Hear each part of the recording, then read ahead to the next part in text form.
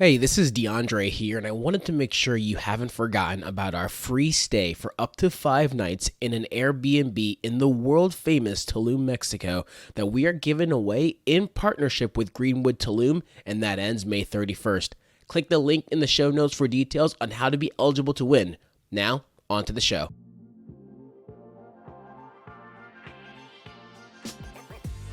In this week's episode, join us as we dive into the world of points and miles with the dynamic duo behind the Wonderland on Points podcast, where points and miles turn into an unforgettable adventure. Discover their secrets to getting started with points and miles, and here are some of their favorite strategies and some of the incredible things they've learned from their own podcasts that will benefit you too. And make sure to take note of the app that they use that gets them additional points using their grocery receipts and Amazon purchases. You don't want to miss this journey into the art of the travel savvy.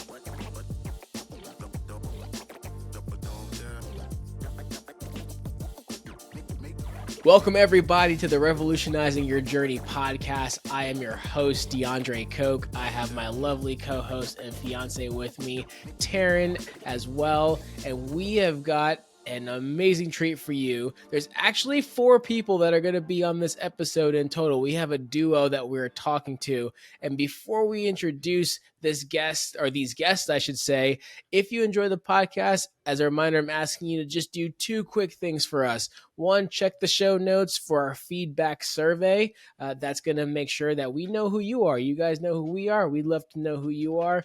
And second, make sure you subscribe to the podcast if you enjoy our content, and don't forget to rate and like it as well. So more importantly, now on to our guests.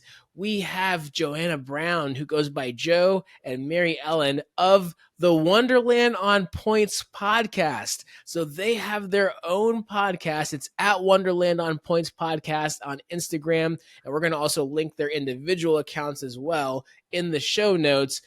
Great podcast, great content, great personalities. And so super excited to have you ladies on the show today. Welcome.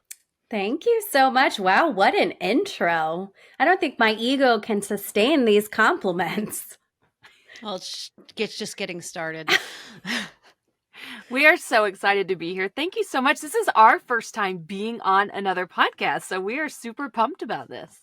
That's crazy. Welcome. Like, super excited to have you ladies here. So to start off, would love to get to know you ladies a little bit. So first off, tell us about yourself. Tell us where you are. Tell us what you do, and tell us how you met as well. Okay. You want me to take the lead on this one, Mary Ellen?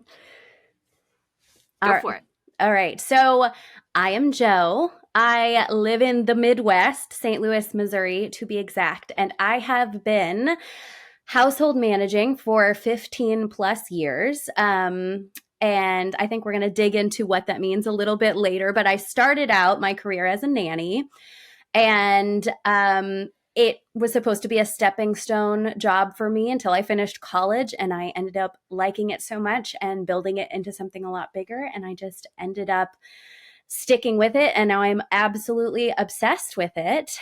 And I'll let Mary Ellen tell you a little bit about herself, and then I'll tell you how we met. My name's Mary Ellen. I am an East Coast girl. I have lived up and down the East Coast my whole life. And so that's where I still am to this day. I don't know that I'll ever... I've learned not to make statements like that, like I'll never live anywhere else, because then, lo and behold, you move. But I'm an East Coast girl in my heart, and I used to be, well, I say used to be, I went to school originally out of high school to be a teacher, a K through 12 teacher, and I actually got a master's degree in education and was a reading specialist for a while. And then I had children, and I stayed home for a while, went back to school, became a nurse, and now I am still a nurse and a nurse educator. So I have dabbled a little bit in a bunch of things, but I love Points and Miles and podcasting because it kind of lets me bring in that educator portion of my background and use it in yet another arena. So that's who I am and why I'm here. Perfect. So I actually like how you said that. I didn't really think about this, but as a financial advisor, the education side plays a role as well. And so it's so natural. I think a lot of advisors, as they build up a good business and have built some success, a lot of them go into business coaching or coaching other advisors. And I said, I don't want to do that. I'm going to follow my passions, which is travel. And now we coach on travel, which is really cool. So how did you ladies meet? I feel like it's a very unusual story. I think both of us around the same time, unbeknownst to each other, we're off on our separate parts of the world, or the United States, I should say, getting really into this points and miles thing, and also getting really into teaching with people, sharing, creating on Instagram. And we ended up being in the same travel creators Facebook group. And I had been toying with this idea of starting a podcast in this space because I was tired of exhausting my friends and family with it. For some reason, they are the hardest people to sell on this whole thing. They all think you're in an MLM. And it's a scam. And how could it possibly be? And I was like, you know what? Okay, I'm going to take it to the world in a different way because I love to talk about it. I love to teach about it. But I knew I didn't want to do it by myself. So I had this little baby idea, and I went to this Facebook group of total strangers. And I was like, hey, anybody in here specifically into points and miles that wants to host a podcast with me? And I thought maybe one or two people would respond. And instead, I got a very big response, a lot more people than I anticipated. But Mary Ellen here just like drew me with her energy. She didn't even do anything specific. I just like immediately knew this was my person. This was my co-host. This was my future BFF.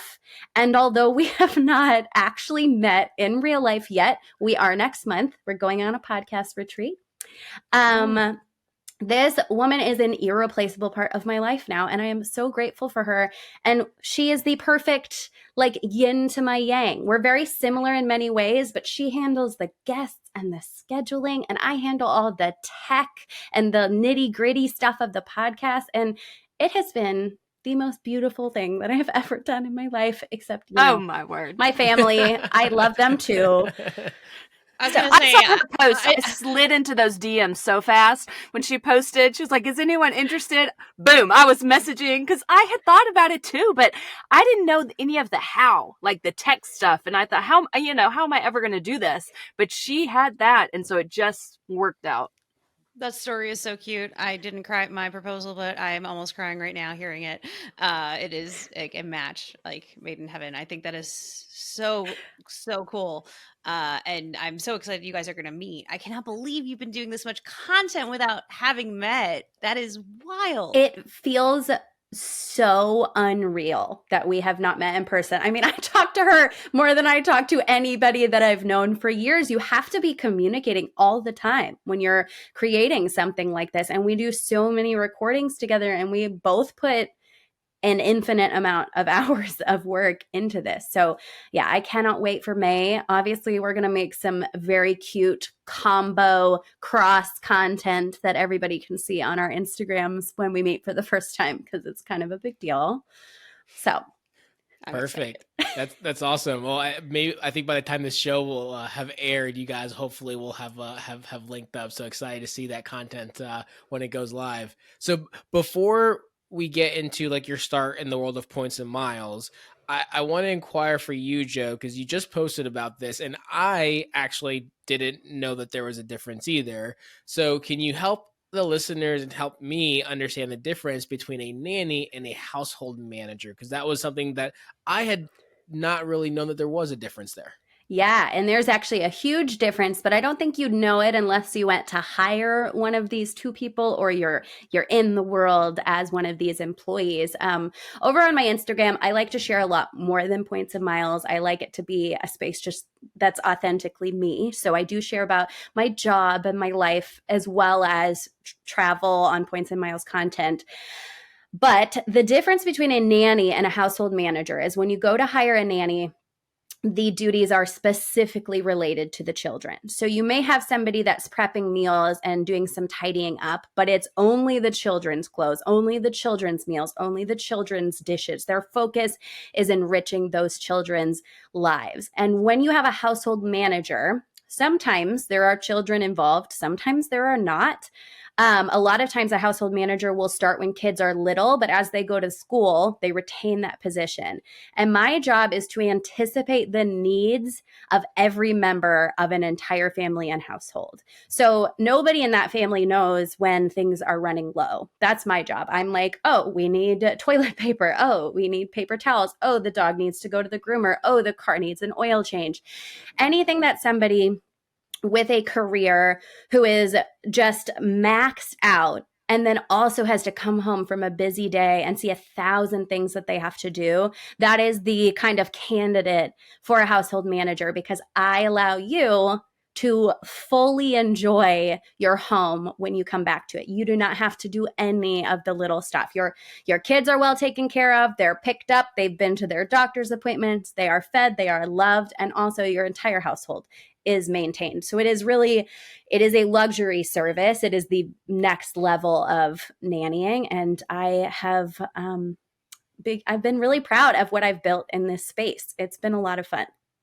That's so cool. What I heard was you don't need to have kids to have a household manager. So That's exactly what I heard myself. It's not entry level to nannying or next level to nannying. I feel like, you got a dinkwad angle here too, because we both have our own business, and I would love to not have to worry about the things that you just named. It's funny because start doing some Google searching now. I did say after my last job, I was actually saying, like, I think I'm ready to start moving on to families with no kids, because just the older I get, the more I really, really like to get into. I mean, it's more like personal assisting for every single person in the family. And that's what I really, really love. And I love the kids. And I built it on that path from nannying. But no kids required. You still have all the needs of a household manager, even if the kids are not there. I can guarantee you I could walk in and tell you 100 things I could take off your plate. So that's sorry, awesome. I don't live close to you. I was going to say, that's the one downside. Why are you so far away, Joe? Come on. I'm sorry. So love what you guys have done so far. I'd love to know, how has your start been when it comes to points and miles? How did you ladies get into the points and miles game, and how's the journey coming so far? Yeah, I think my husband and I got into it kind of on accident. Even before we knew there was a whole game to points and miles, we stumbled upon the Chase Sapphire Preferred card, and we did want to go on a big anniversary trip, and we thought, hey, let's open a credit card, and those points can maybe get us a flight. Like part of the way there. Like we were so proud of ourselves. We did open that card and we got a flight, and I think we only got one of our flights. I hope we got it round trip. I don't even remember, but we had no idea about transfer partners or just the power that the points had at the time. But it was just so awesome. We went up to Banff. I don't know if you guys have ever been there up in Canada. It was unbelievable. I highly recommend it. Amazing trip. But at that point, we still didn't know that there was a whole game and so many points out there. So years after we got that card is when I stumbled upon it. Maybe it was on Instagram. I'm not even sure where it started, but like so many of us in the points and miles world, I went on a rabbit hole tangent. Like I just started digging, watching every YouTube video I could find, just trying to gobble any bit of information I could about this. And so my personal very first card was the Amex Gold card. And I felt so special. I had made it to, I don't even know how old I was, but in my 30s, and never had a credit card my whole life. Never. Because I thought you just use debit cards and that's how you're financially responsible. And so I didn't even know that I was leaving so much on the table by not using credit cards. So, and I didn't realize that any credit card we did have was started in my husband's name. not my name. So I had never opened anything in my name. So my credit score was not the same as his. And I was like, why is that? Like, I knew nothing about any of this. And so when I opened that first Amex Gold card, I just felt it's a nice hard card. It's got some weight to it, it just feels fancy. It's made of And metal. I mean, it's a heavy credit card. yeah, That's nice. I was so proud of myself. So that's kind of where I got into it all. Oh, it's so heartwarming. What about you, Joe? I feel like my story is very different because she was, very financially savvy and smart and all of that kind of stuff. Meanwhile, I got married very young at 20, got divorced very young at 21, acquired a lot of combined debts and very, very broken credit in the course of that marriage, and spent a lot of time digging myself out of that, and ended up with a real trauma around credit cards and a real resistance to them. I was never going to touch those things again. I did remember that after I had gotten myself out of debt, there was one time where I realized I had some points and there was a flight I needed to take. My grandfather was sick and I was able to get like $100 off a flight with those points. And I remember thinking, whoa, like that was cool. But I never knew that that was out there on a grand scale. And weirdly enough, it was my mom who got me into this, which, if you knew my mom, would be the most bizarre thing, because she was always like, we don't do credit cards, we don't do debt, we don't do any of these things. I mean, just like very, frugal. And that's really how we were raised, which is probably why I rebelled so hard against it. But I was like, Mom, what do you mean you're opening multiple credit cards? We don't do that in this family. What are you talking about? And she couldn't give me a lot of details because she was learning from a course that she'd paid for. And she did not feel that it was right to share that because I hadn't paid for it. And I that's who my mom is. She follows the rules. Which is why I was like, credit cards are against the rules, Mom. What are you talking about? But I was like, you know what? If she's not going to tell me, I'm going to go find out everything I can. And I found the now Travel, what is their new name? Travel Mom Squad. Thank you. I found Travel Mom Squad, who had a different name at the time, and I binged everything. I mean, they had so many episodes and I listened to them all in just a few days. And then I went in the blogs and the message boards and the Facebook groups, and I just went hard. I went so hard. I learned everything. And I realized at that point that my 524 was messed up because I was only a few years out, probably, from fully paying off all of the debt and fully wrapping up with the credit cards. And I was like, oh my gosh, I have very little space left. Where do I start? And I figured St. Louis is a Southwest hub. I'll start with Southwest. This was an uneducated decision. It was actually a terrible place to start, but it was because I hadn't fully realized the structure of everything. So that took up another 524 spot and really threw me backwards. So then I had to do business cards for a while until I finally was able to get my Chase Sapphire Preferred, which I feel like that is where the real journey started, where I was able to really start redeeming and using the Hyatts and transferring to the airlines. And it's just been a wild, wild ride, and a very exciting one. For the new listeners out there, can you help educate them on what the 524 rule is?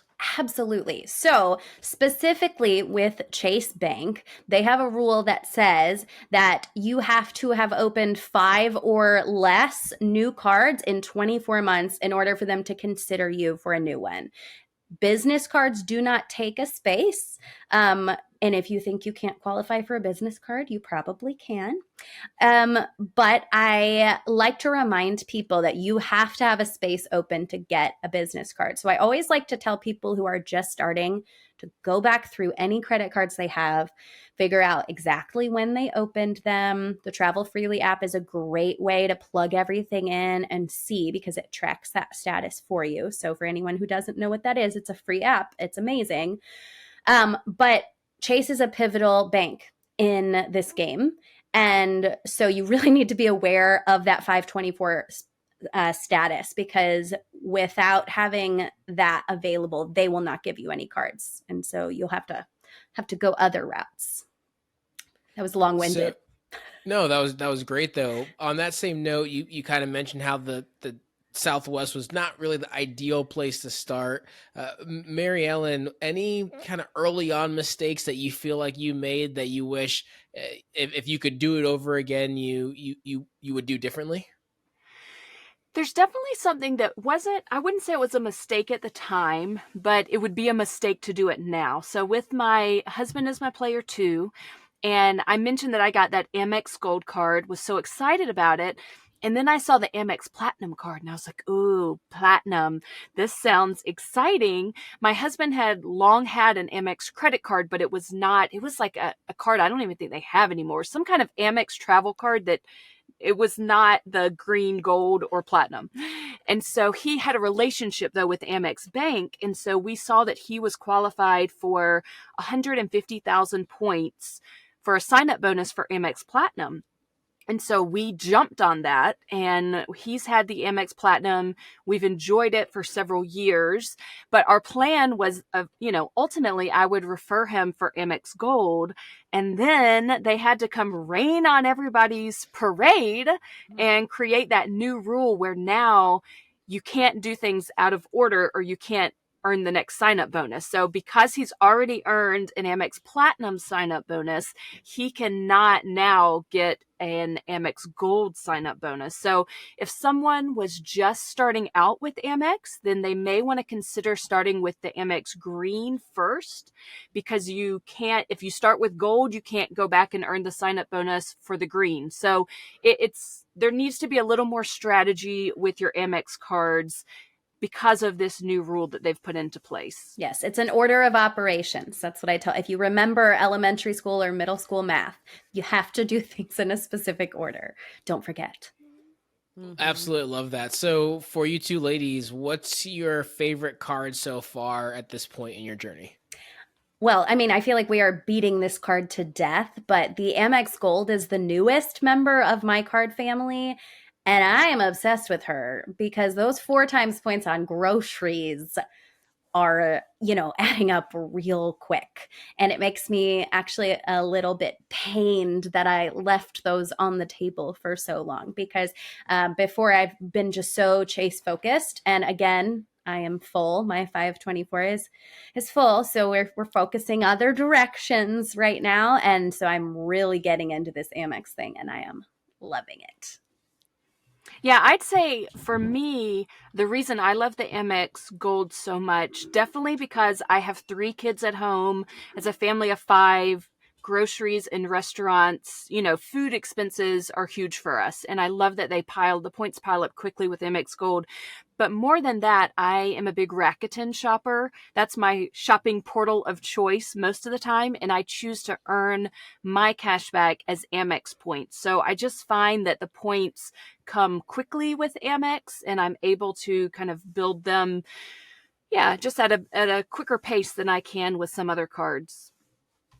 Awesome. So I know you guys are in different journeys when it comes to points and miles. I think, Mary Ellen, you've been in it a little bit longer than for you, Joe. I'm curious, Joe, have you had any memorable redemptions yet, points and miles? I know you're also planning a wedding that's coming up very soon. So I feel like you're probably stacking all of your points and miles for the wedding, but have you had a chance to have any cool redemptions so far? What has been so amazing about my journey is not that I've gone on any big epic trips yet. It's the little things that I've been able to do that I previously was not able to do. I took my daughter and her best friend to Chicago, and we stayed in a gorgeous hotel, and that was totally paid for on points.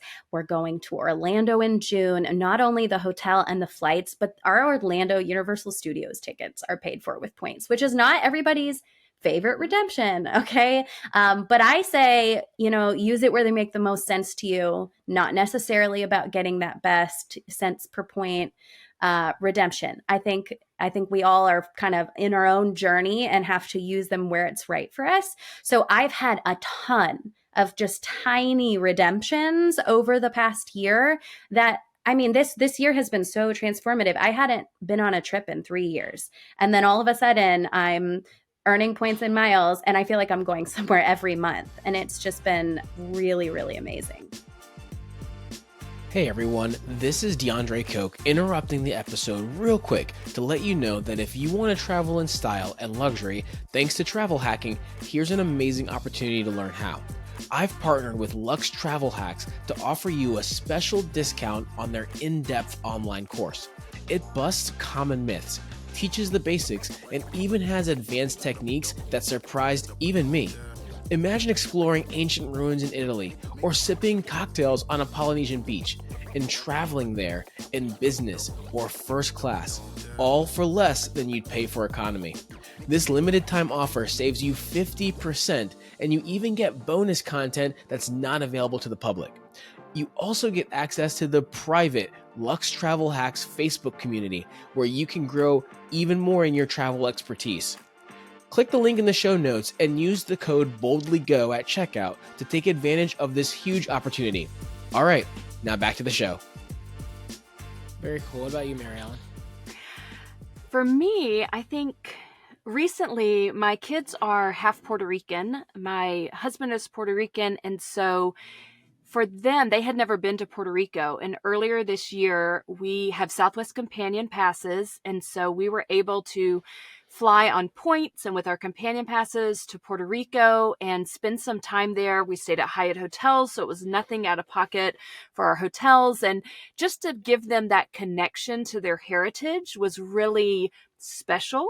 Now, when it comes to point redemption value, I have definitely a bucket list trip coming up, and it falls into you guys. I feel like your demographic a little more because it's more of a luxury trip. As a family of 5, we do a lot of budget travel, but my husband and I are going on a big 15-year wedding anniversary trip to Switzerland this summer. We are flying. It's crazy how long you have to wait when you book these business class flights. Not everybody, but I got mine right when they opened. The window opened for booking. So I feel like I've been waiting forever. But we're flying business class on Air France we're going to fly into Geneva and spend some time in Switzerland and fly out of Zurich business class back home. So we use the Amex Platinum. We use the Fine Hotels and Resorts benefit to book a couple nights of our hotel. So we're kind of dipping our toes into the luxury travel sans kids, without the kids. That's super cool. So do you happen to know by chance or remember by chance roughly how many points you used for this booking, and then what the actual cash cost would have been if you had paid cash for the same experience?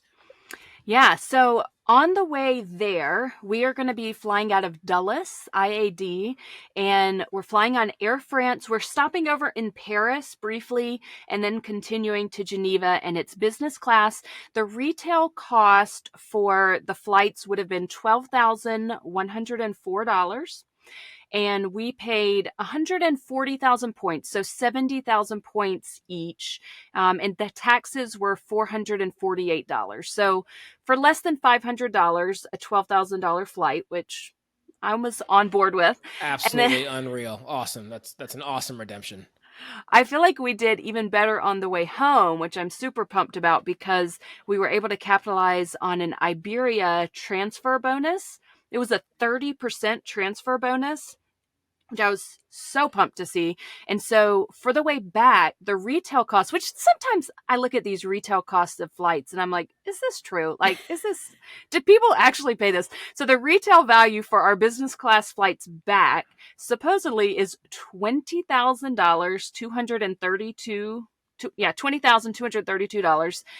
And we paid with the transfer bonus 103,000 points. So only 51,000 points each, and the taxes were $383. That's it. You basically paid $300 for a $20,000 flight, which to your question, do people actually pay that? Yes, they do, because Taryn and I were going back to the Maldives in November, and we booked Q Suites, and each of those tickets are $10,000, and someone's paying for that, right? So these are real ticket prices. So it is so unreal. And the redemption factor on that's absolutely incredible. Absolutely love that. We actually have a tool on our site for the listeners where you can actually go to a calculator on our website, so you can actually see what the redemption value is to know what your, how many times or multipliers or cents you're going to get per point. And I can just know off of what you said, that's insane. So I mean, you basically got, what's that, roughly $33,000 worth of airfare for like $800 roughly. Yep. Plus points. Yep. Absolutely unreal. That's absolutely unreal. So awesome. I can't wait. We're going in June, and I am like counting the minutes. I'm feeling a follow-up episode coming where we unpack how that trip went and how the luxury experience was. So will this be your first time long haul business class overseas? It will. It will. Wow. And I'm a tall girl, so I'm super pumped to be in a lie flat seat, just for the sake of I have long legs and I legitimately will benefit from the space. So I'm excited. That's awesome. Super excited for you. I'm super excited. So that's actually a really cool segue, right? Because you talked about this is like your first dabble in the luxury world. And one of the things we talked about when we were scheduling this recording was the fact that we have different types of content, right? So we really pushed the luxury travel, getting the most bang for your point, essentially, and dollar. But you guys have a lot of really great content when it comes to family travel, budget travel. And in listening to your podcast, I've heard of stuff I've never even heard of before, like an app called Fetch, which I still don't know what it is, but I heard you keep talking about it. So I would love to hear some, for the listeners out there that are looking maybe for more budget-friendly points and miles strategies. I would love, and you've had some great guests on your show. I would love you guys to just throw out some of the coolest strategies that you guys are either using yourself or you've heard recently, or apps that you use. I'm just going to shut up here and just let you guys talk about some awesome strategies that you guys have talked about on your show. Absolutely. I will take you through one of my favorite life hacks in that budget travel space, and then I'll let Mary Ellen tell you about Fetch, because she's the one who told me about it, so it would only be fair. I would say one of our favorite things that we like to tell people to do is pick the Hyatts with the free breakfast. And we say this all the time, free breakfast is our love language. And this is not the advice for the foodie. You are not. Oh my gosh. Okay, for the listeners that aren't watching, keep in mind you can't watch this on our YouTube channel, but Mary Ellen's wearing a shirt that literally says free breakfast is our love language. Like, she just held it up to the camera. So that's why we're all started laughing, because that's awesome. That is our merch. We couldn't see her shirt otherwise. Great merch. I had no idea you were wearing that. Yes, at some point they will be available. Right now, it is only for the two of us. So, but yes, this is kind of our running joke on the podcast. We say free breakfast is our love language all the time.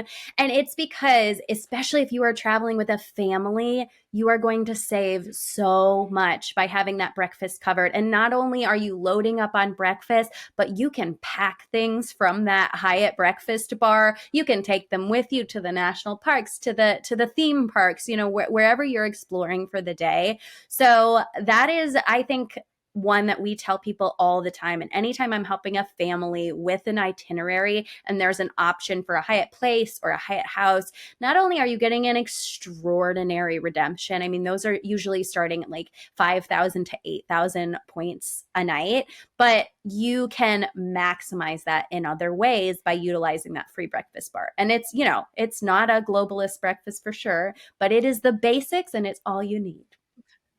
I like how you pointed that out, because in my head, I'm always thinking the only way to get a free breakfast at Hyatt is globalist status for the breakfast that is some of the most insane spreads that Taryn and I think she'd agree with, insane spreads we've ever seen. In cocktails, all the things. But that you just opened my eyes, because I forgot that the Hyatt places and such have a breakfast, a continental breakfast. That's a good breakfast. The waffles, the sausage, all the things. It is. Plus And bananas, apples, like you you can were saying, you take take them to them. the park. Yeah, They have nobody's doing bread, shopping. they have peanut butter and jelly. Sometimes they have cold cuts. You make yourself some sandwiches, okay? No shame. You load up on that breakfast bar. And the last few Hyatt houses and places that I've stayed at have been in a number of different cities, and they were very nice. I know that people, they kind of get a bad rep sometimes because they're the lower tier Hyatts, but they're great. They're comfortable. They're clean. The last one that I stayed in Minneapolis was very modern. And so I'm a big fan. Mary Ellen, tell us about the Fetch. Yes, Fetch is an app. It's an app for everyone, but it's definitely a great app if you have a large family. It spends a lot of money on groceries because you can turn your grocery receipts into points. So what you do is after you go shopping, you can look through their app. They have certain items. I guess they have partnerships with different brands that will give you more points than other items. But every receipt that you upload on the app and you just take a picture with your phone gives you 25 points. And so you can accumulate points over time and cash them in for gift cards of all types, but including travel gift cards. So for the trip to Switzerland, one of the nights we're hopping all around Switzerland. And so there is a night that we're staying because I used Fetch points to get a hotels.com gift card and then booked a night through that website, which I don't normally do, but because I had the gift card, I did it. And you can link your Instacart. So if you are somebody that gets groceries delivered to your house, you can link that. Yes. And it will scan your email and your Instacart for receipts. It will scan Amazon receipts. It doesn't even have to be just groceries. It will scan and give you credit for any receipts at all. So Fetch is a fun app that we love. We also like an app called Upside. Have you guys heard of that one? Never heard of it. So Upside started primarily for gas savings, and you put your credit card in there and then it will show you on a map what gas stations you can choose from. Shell gas stations are usually on there. And so you can click at it, you kind of check in at the gas station, and then it will give you 5% back or 7% back. It changes. The percent back changes and depends on where you are. But that is another one that then you can cash out your savings for gift cards.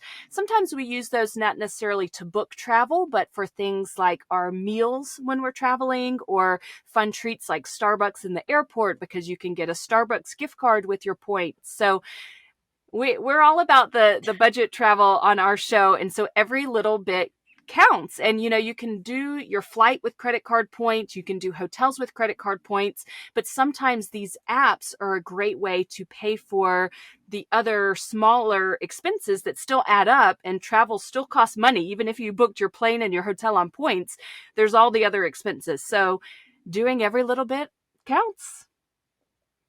That's awesome. So a question for you ladies: when it comes to traveling, are you in the checked bag or carry-on only camp?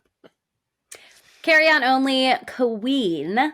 You will not find me losing my baggage. I would rather have nothing. I would rather wash my clothes 5 times during a trip than risk arriving somewhere and not having my stuff. Even though I know that I have protection with multiple credit cards that will reimburse those things for me, I can't do it. What about you? Yeah, I'm carry on too. Even with the 3 kids, we have a toddler. We do definitely carry on. Taryn, I'm really loving to hear what you think, Taryn, right now. What's running through your mind? Listen, I have a carry-on bag too, and that is in case my checked bag gets lost, and I like to have extra things, and I'm not changing. Don't try to change me, DeAndre. No, I'm not. I just remember one of your episodes you talked about carry on, or the lifestyle of carry on. So I was like, let me ask. I wasn't sure if it was both of you. I would love to be that person. I can't do it. I've I've packed too many things. My standard packing starts too thick. I understand that. I do have to say the time that got really difficult for me is I travel hacked my way to take my brother and I up to a Swedish roots exploration trip in Minnesota, not in Sweden. It was the little baby version, but it was freezing cold. And I would have to say that packing for the freezing cold in a carry-on is not super fun. I did it.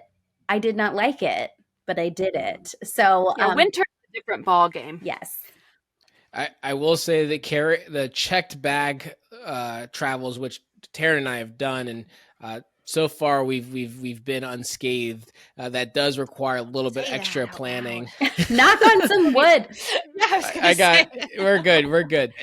We do have to plan extra on our positioning flights for things like that. But some of our checked bag, like Taryn and I, we're both divers, so if we're gonna bring our dive gear with us, we have to check that. And that bag's also almost 60 pounds even by itself. So that's why business class comes in, because we don't have to pay the extra baggage weight fees. Yeah. Also. There are very hardcore divers in the community that will get on the plane wearing their gear, and so they don't have to check a bag. Wow. We've talked about this. It's totally allowed. The airlines allow it. I cannot imagine it's comfortable. But it's a budget approach. You will save the money from that check bag, especially if you don't have status. But the idea of doing that is just unfathomable to me. Wearing all of your gear. It's not soft in the back. And it's quite heavy. But that is another hack for if you are a scuba diver, that you can just wear your equipment right on the plane instead of checking it, although checking works better. And please do it on a flight that I'm on, because I would love to see a scuba diver walk on board the plane. That would be fantastic. Oh my gosh. So ladies, a couple questions for you as we get in the direction of wrapping up. Joe, you've got this wedding coming up. I do. When's the wedding? September 29th. It's a nice fall wedding in a barn. Perfect. You have to let us know the exact location so all of our listeners can show up there. We're going to make this a huge party. I'm having a taco bar, you guys. We tasted tacos today, so everybody come have some tacos at my barn wedding. Awesome. So awesome. Would love to.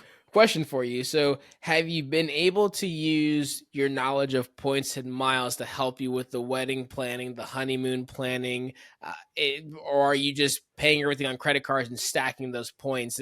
How has your knowledge now helped you in ways that it might not have 2, 3, 4, 5 years ago? Absolutely. That's a great question, because this game has made me so budget conscious. I mean, the very first thing I did before I even got my first credit card was go through my bank account so meticulously and figure out every bit of my spending, what could go on a card, what couldn't. And I think that has translated to wedding planning in an amazing way, because I'm doing everything myself. This is just who I am as a person. I'm very budget. I'm very DIY. I was like, we're going to cook this taco meat ourselves. My mom took that one off my plate. She said, no, you're not. We're going to find you somebody. Love her. Appreciate that. But I think just everything that I've learned from researching in the points and miles game really kind of lent itself to my research skills. I mean, I knew exactly what I wanted. I went out, I found it, I pieced it together the way I do with the trip, the way I do with different points currencies, and I created something extraordinary for under $5,000. And I'm really, really proud of myself. Wow.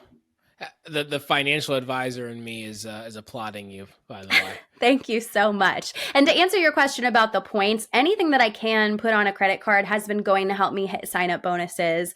So that's been really nice, because there are some things that come in bigger chunks, the venue itself, or like the deposit on the food, that kind of stuff. So I've been able to hit a bunch of sign-up bonuses with some of the wedding spending, piecing that together. Also, I have a friend getting married at the same time. So I said, hey, if you don't have a way you want to pay for your bachelorette party, I'll pay for it. All your friends can Venmo me. So I think it's just all about being strategic, both in wedding planning and in trip planning. And then I think I'm going to be going to Tulum, as we talked about when you guys came on our episode, which everyone should go listen to. But I think that is where I finally kind of landed on our honeymoon. And that will be all on points. Our flights will be on points. We'll be staying at a Hyatt property on points. And we're going to be able to have like this gorgeous, luxurious, all-inclusive experience because of this game, which is not something that would have been in the cards for us before. So that's really cool. And for the listeners, of course, there's the giveaway that's going on right now for a stay in Tulum. So if you want to go out there, maybe you actually will run into Joe when you're out there in Tulum, then make sure to participate in the giveaway. So, Joe, how long roughly would you say time-wise have you been in the points and miles game yourself, roughly? I would say we're coming up on 2 years, but I would say because of my 524, I went really slow at the beginning and then all of a sudden like really, really fast. So 2 years is fair in terms of, a little research here and there and one card. I would say 1 year where I've like all in, all the cards, went so hard that Chase said no more for you.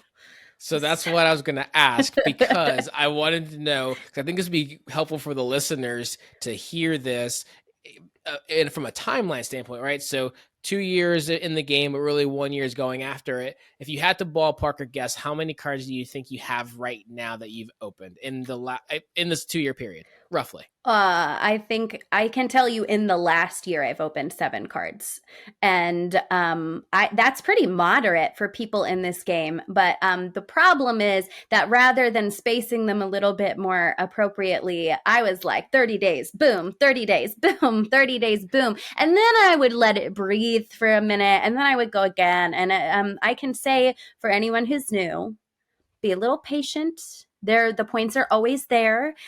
You don't want Chase to be on the phone with you when you call reconsideration saying, well, this is a lot in a very short amount of time. Because that was my experience and it was very painful. So don't be me. Understood. Yeah, I would typically recommend make it more like 45 to 90 days. Yes. But I knew that you had done a lot in a little bit of time and done it successfully for the most part, would say, because still 7 is a great amount. And so I thought that'd be super helpful for the listeners to hear. Like it's okay for it to be more than one. That likely should be more than one, right? And for them to grow if they're going to start following this opportunity to follow points and miles and such. And so, ladies, I know there's a wedding, of course, coming up. I know there's Switzerland coming up as well, but any other future trips or bucket list destinations that you guys have that you plan to just knock it out the park with some points and miles?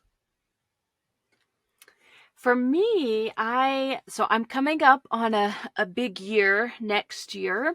I will be turning 40 in 2025. So I've started to kind of formulate in my mind maybe a big 40th birthday extravaganza trip, business class somewhere.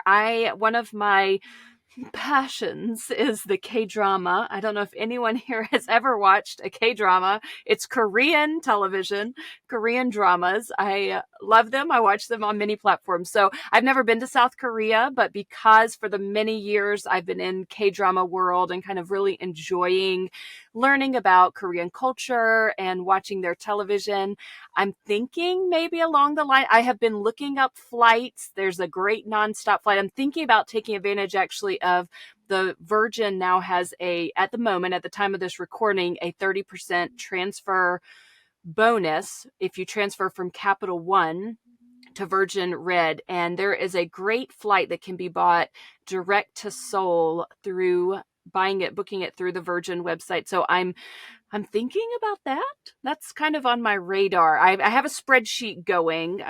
So I'm getting the planning started. Yeah, I think both of our bucket list upcoming plans are in the same vein because mine is Tokyo. And the reason that came about is because I found out I could take my daughter to Disney in Tokyo cheaper than I could take her to Disney in Orlando. And I was like, yep, we're doing that. She already is fascinated with Japanese culture. I've wanted to visit for ever. And so I, not only me and her, but my best friend, my brother, a few other people are now in a group text where I'm coaching them through which cards they need to open, which points they need to start accumulating. We've got our eyeballs on American Airlines because there is a recurring 60,000 point business class flight from not only Chicago to Tokyo, there's also one regularly from the West Coast to Tokyo, in case anybody wants to look at that. But I am hopeful that this will be my first overseas business class experience. And it's just going to be such an amazing thing that I get to share with my daughter that never, ever would have been possible. I mean, these flights are $2,000 one way in economy. So it's just night and day from what life was kind of like before. And I'm very, very excited to make this happen. That sounds super exciting. And I think that's a huge statement you just said, where you said that you could go to Disneyland in Tokyo more than Disneyland or Disney World here in the United States. Or sorry, for less than it would cost to go here in the United States. So that's really cool. If you, I know you're looking at American, if you get a chance, I know you have to only book them round trip, but if you can do ANA Airways, that airline is unreal and their food is insanely good. So I highly recommend them. They are on my radar. We had a guest on to talk about the around the world trip, and that episode blew my mind. So that episode blew my mind as well. I love that episode. That was a great episode you guys had. If your listeners got to go here because the around the world ticket, mind blown. Right. Mind like blown. The emoji with its head exploding is all you can say. So I have actually played around with the idea of, oh, what if we turned this Tokyo thing into like a multi-stop? And I don't know. Then that's where I start getting carried away with myself. But I have my eyes on ANA for sure. So I like to hear that from somebody who's tried it out and says, yes, do it, eat the food. Very cool, ladies. So how can the listeners connect with you? What would be the best way? So you can find me on Instagram at Family Travel for the Win, and that is with the number 4. And I am also on Instagram at Points to Wonderland, but that is with the word two, not the number 2.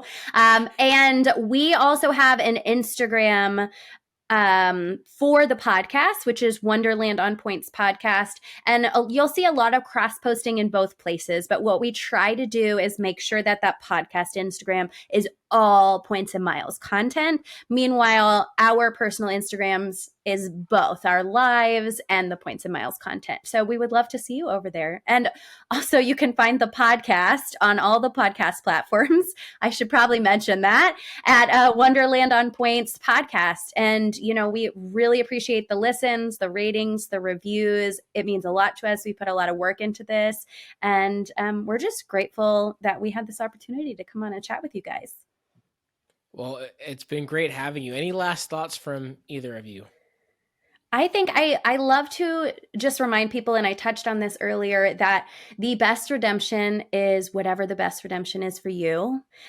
Don't sit on your points. Don't be afraid to use them. Use them for your dreams and to follow your passions. And if that means that you're spending 60,000 points to replace $900 of Universal Studios costs, and that's what works for you, then do it. And I think that, you know, Instagram can be usually the bright and shiny stuff, but it's the little stuff that has been the most transformational for me. And I think that would be my biggest piece of advice to anybody getting into this game. Awesome. And what about you, Mary Ellen? I would say just get started. I think sometimes people get nervous that they're not going to do it right, or which card do I sign up for? And even using your points, sometimes people get point paralysis and they're maybe getting the cards and stockpiling the points, but then they're afraid to actually use them. And points do devalue sometimes. Programs devalue. Go ahead and be using your points. Don't just stockpile forever, even if it's not huge redemptions. Go for weekends. I mean, my husband and I both work full time. We're weekend warriors. Sometimes we can only do short trips, but points make them possible. And we are able to travel so much more frequently now because we're doing this. So don't be afraid to get your feet wet, spend some points, go for a little weekend, and it will rejuvenate you. Yes. And don't be afraid to ask questions. We are all here to help. I mean, I'm speaking for you, but I feel like that is a fair thing to say. That's a very fair thing to say. So perfect. So just get started, earn and burn, as we call it. Earn and burn. And as Joe said, go after what's going to make the memories. Don't just think that it has to be the greatest redemption. It can be the little things. If it's going to make the memories, it's going to change your life for you, your children, your parents, your significant other. Go for it. Doesn't have to be the perfect redemption. I know I'm super analytical, so I'm always preaching the 2 times rule, but I do believe that you should go for what's going to make your heart happy. So Joe, Mary Ellen, and Taryn, it's been a pleasure having all of us today on the episode. I hope the listeners were able to gather glean some great information. You guys talked some really cool strategies. The whole fetch thing, I feel like they're about to have a spike in downloads just from that one thing alone. So that's really cool. I'm going to keep listening to your podcast because you have great content that you put out as well. Super appreciative and super happy to have you here, and looking forward to having you ladies back on in the future as well. And we're going to link all the things you said, all of your profiles, all the accounts in the show notes so the listeners can go ahead and follow you guys as well. And for the listeners out there, don't forget to like, share, subscribe, and tell your friends, and we'll see you on the next episode. Thanks for having us.